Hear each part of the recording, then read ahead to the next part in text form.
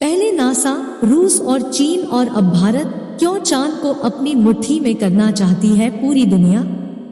और क्या है चंद्रमा से जुड़े वो डार्क सीक्रेट्स जो स्पेस एजेंसियां हमसे छुपा रही है? जानेंगे धरती से चांद तक के इस रोमांचक सफर के बारे में। दोस्तों, भारत के चंद्रयान 3 ने विक्रम लैंडर चांद की सतह पर सॉफ्ट लैंडिंग करेगा। वहीं रूस का लूना 25 भी चांद की तरफ रवाना हो गया है। जबकि साल 2024 में नासा भी अपने आर्टेमिस प्रोग्राम के तहत एक बार फिर वैज्ञानिकों को यानी एस्ट्रोनॉट्स को चांद पर भेजने वाला है और चीन भी जल्द ही एक और मून मिशन करने वाला है। लेकिन अब सवाल आता है कि इन सभी देशों को चांद पर ऐसा क्या दिख गया जो चारों ओर चांद पर पहले पहुंचने की होड़ मची हुई है? और चांद से जुड़े ऐसे कौन से रहस्य हैं जिनसे से पर्दा उठाते ही हमारा चांद को देखने का नजरिया ही बदल जाए? जानेंगे पृथ्वी से चांद तक के इस रोमांचक सफर की कुछ खास बातें। तो जल्दी से अपनी कुर्सी की पेटी बांध लीजिए और पूरा वीडियो जरूर देखिए। दोस्तों, चांद हमारी पृथ्वी से 3,84,400 किलोमीटर दूर है और अगर हम सीधा रास्ता पकड़ते हैं तो इसी के आसपास डिस्टेंस में ही हम चांद की सतह पर पहुंच जाएंगे।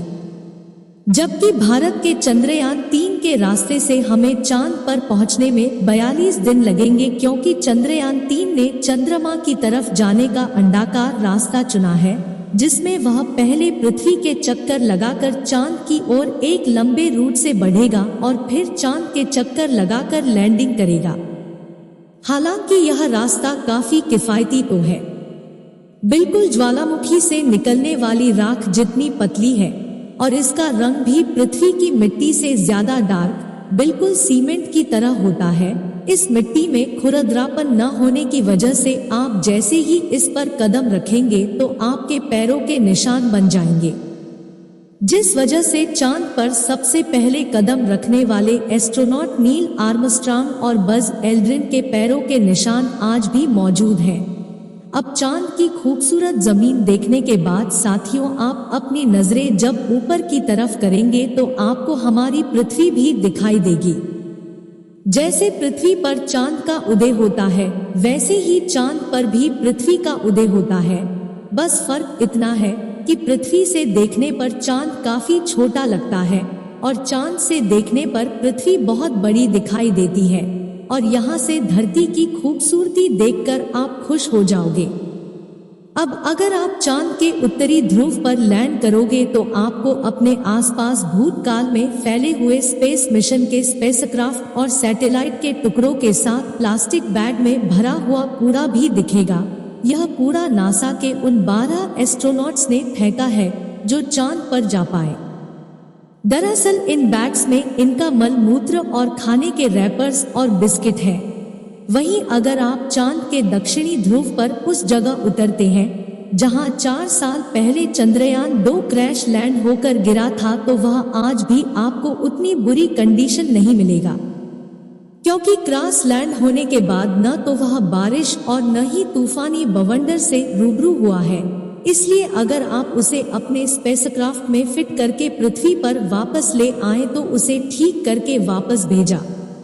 अब दोस्तों, चांद पर अपने काम को पूरा करके जब आप सोने जाएंगे तो सुबह आपको सूरज की रोशनी नींद से नहीं जगाएगी, क्योंकि चांद को अपनी धुरी पर घूमने में 28 दिन लगते हैं, जिस वजह से चंद्रमा पर एक दिन 14 दिन का होता है और 14 दिन की रात होती है, यानी कि वहां का एक दिन पृथ्वी के 28 दिन के बराबर होता है। हम चांद का सिर्फ एक हिस्सा आज तक देख पाए हैं और अगर आप चांद के पिछले हिस्से के अंधेरे वाले इलाके पर पहुंच गए तो आपके साथ काफी खौफनाक चीजें हो सकती हैं। बता दें कि चांद पर कई सालों से सोच कर रहे कुछ वैज्ञानिकों का यह भी कहना है कि भूतकाल में वहां कोई एलियन सभ्यता बसी थी। चंद्रयान 1 ने चांद की सतह पर वाटर आइस और हाइड्रो प्लस के रूप में पानी की खोज की है, जो इंसानों के जीवन के लिए काफी जरूरी है। इसके अलावा अंतरिक्ष में चांद ही पृथ्वी के सबसे करीब है, इसलिए भविष्य में वहां जाकर बसना हमारे लिए काफी किफायती साबित होगा। वहीं यहाँ पर हम एक और स्टेशन भी बना सकते हैं।